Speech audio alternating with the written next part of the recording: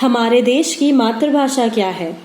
हिंदी। और आजकल हम बात किस में ज्यादा करते हैं? इंग्लिश में। तो क्या हमारे देश की सबसे प्राचीन मतलब सबसे पुरानी भाषा संस्कृत का क्या? आजकल ना कोई संस्कृत में बात करता है, ना ही अब ज्यादा सिलेबस में संस्कृत दिखाई पड़ती है। तो क्या धीरे धीरे संस्कृत का अस्तित्व खत्म हो जाएगा? इसलिए अभी भी बहुत से लोग हमारे देश में ऐसे हैं जो इस धरोहर को संभाल कर रखे हुए हैं। हमारे देश का एक गांव तो ऐसा है जहां आज भी हर कोई संस्कृत में बात करता है। सिर्फ पढ़ाई ही नहीं बल्कि आम तौर पर सब बात भी संस्कृत में ही करते हैं। बच्चा बच्चा भी संस्कृत ही बोलता है।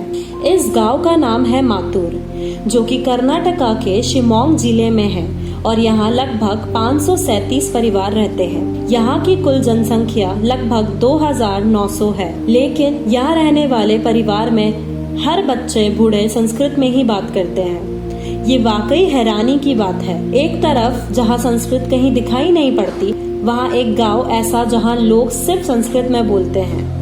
गांव में रहने वाले हर शख्स को हिंदी आए ना आए, लेकिन संस्कृत भाषा जरूर आती है। ऐसा नहीं है कि इस जमाने के हिसाब से ये लोग फिट नहीं हैं, बल्कि यहाँ के लगभग लोग शानदार अंग्रेजी में भी बोलते हैं। ये लोग अंग्रेजी के खिलाफ नहीं हैं, बल्कि इनका मानना है कि अंग्रेजी भी बहुत जरूरी होती है, क्योंकि ये हमारे समाज में आज जरूरत बन गई है।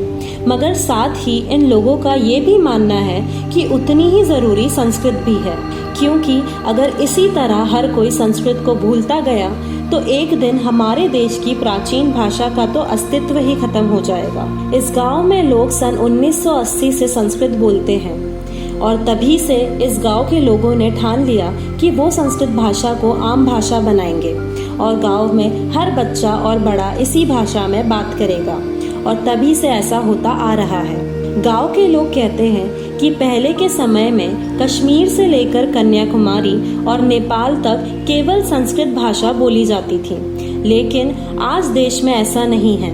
मगर दूसरे देशों से लोग गांव के बारे में जानने आते हैं और संस्कृत को लेकर काफी जिज्ञासु दिखाई देते हैं। दूर दूर के देशों से लोग इन गांव वालों से मिलने आते हैं। इस गांव के कई सारे लोग विदेशों में भी हैं।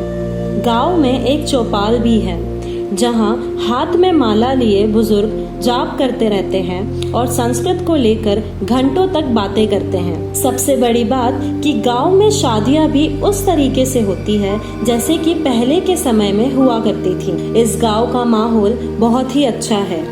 गांव में जातिगत मसला है ही नहीं और सभी धर्म और जाति के लोग आपस में बैठकर बात करते हैं। 10 साल की उम्र होते ही हर एक बच्चा वेद में निपुण होने लगता है।